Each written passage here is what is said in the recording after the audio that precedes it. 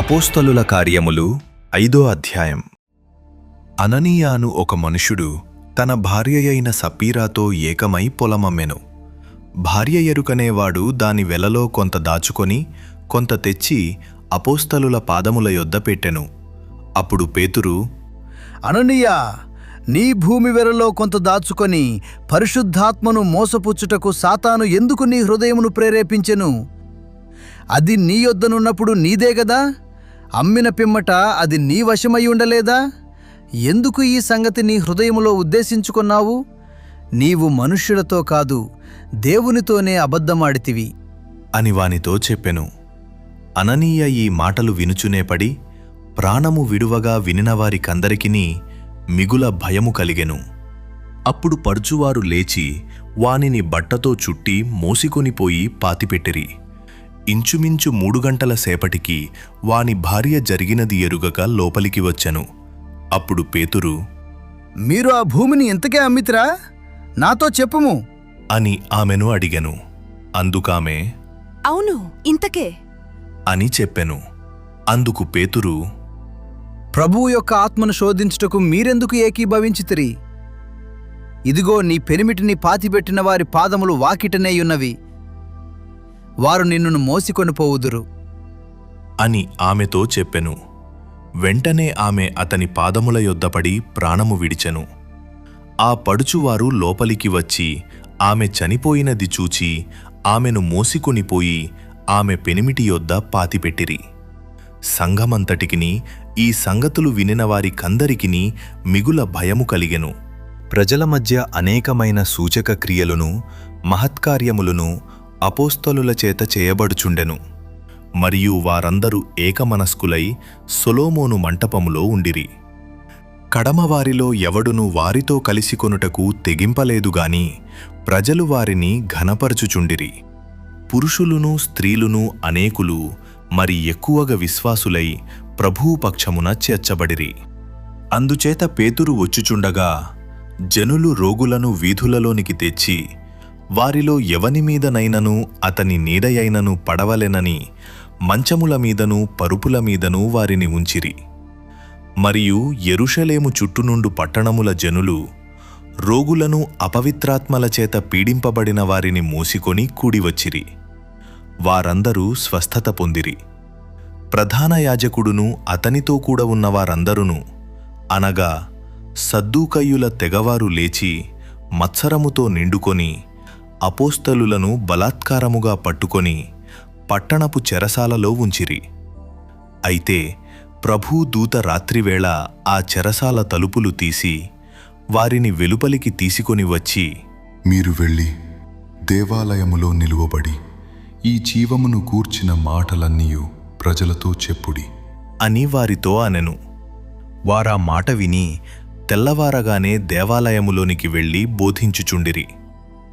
ప్రధాన యాజకుడును అతనితో కూడనున్నవారును వచ్చి మహాసభవారిని ఇశ్రాయేలీయుల పెద్దలనందరినీ పిలువనంపించి, వారిని తోడుకొని రండి అని బంట్రౌతులను చెరసాలకు పంపిరి. బంట్రౌతులు అక్కడికి వెళ్ళినప్పుడు వారు చెరసాలలో కనబడనందున తిరిగి వచ్చి, చెరసాల బహు భద్రముగా మూసియుండుటయో కావలివారు తలుపుల ముందర నిలిచియుండుటయో చూచితిమిగాని తలుపులు తీసినప్పుడు లోపల మాకొకడైనను కనబడలేదు అని వారికి తెలిపిరి. అంతట దేవాలయపు అధిపతియు ప్రధాన యాజకులును ఆ మాటలు విని, ఇది ఏమౌనో అని వారి విషయమై ఎటుతోచకయుండిరి. అప్పుడు ఒకడు వచ్చి, ఇదిగో, మీరు చెరసాలలో వేయించిన మనుష్యులు దేవాలయములో నిలిచి ప్రజలకు బోధించుచున్నారు అని వారికి తెలుపగా అధిపతి బంట్రౌతులతో కూడా పోయి ప్రజలు రాళ్లతో కుట్టుదురేమో అని భయపడి బలాత్కారము చేయకయే వారిని తీసుకొని వచ్చెను. వారిని తీసుకొని వచ్చి సభలో నిలువబెట్టగా ప్రధాన యాజకుడు వారిని చూచి, మీరు ఈ నామమును బట్టి బోధింపకూడదని మేము మీకు ఖండితముగా ఆజ్ఞాపింపలేదా? ఇదిగో, మీరు యెరూషలేమును మీ బోధతో నింపి ఈ మనుష్యుని హత్య మా మీదికి తేవలెనని ఉద్దేశించుచున్నారు అని చెప్పెను. అందుకు పేతురును అపోస్తలులను, మనుష్యులకు కాదు, దేవునికే మేము లోబడవలెను గదా. మీరు మ్రానున వ్రేలాడవేసి సంహరించిన యేసును మన పితరుల దేవుడు లేపెను. ఇశ్రాయేలునకు మారు మనస్సును, పాపక్షమాపణను దయచేయుటకై దేవుడాయనను అధిపతినిగాను రక్షకునిగాను తన దక్షిణహస్త బలముచేత హెచ్చించియున్నాడు. మేమును దేవుడు తనకు విధేయులైన వారికి అనుగ్రహించిన పరిశుద్ధాత్మయు ఈ సంగతులకు సాక్షులమయ్యున్నాము అని చెప్పిరి.